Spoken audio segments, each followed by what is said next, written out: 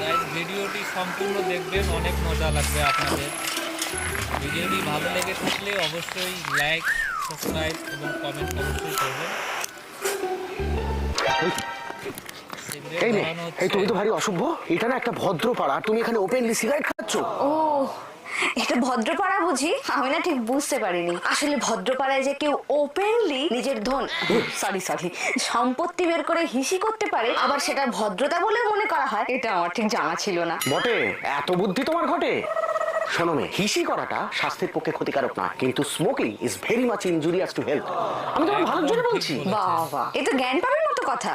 কিন্তু কাকু, আপনার জ্ঞানটা বড্ড এক পেশে। কিরকম? আপনি নিজের জন্য একটুও ভাবেন না। এই তো সেদিন দেখলেন ভরা বাজারে আপনি ফুক ফুক করে সিগারেট টানছেন। নিজে তো ফুকছেনই, তার সাথে পাশাপাশি লোকগুলোকেও ফোঁকাচ্ছেন। Passive smoking. তাতে কি?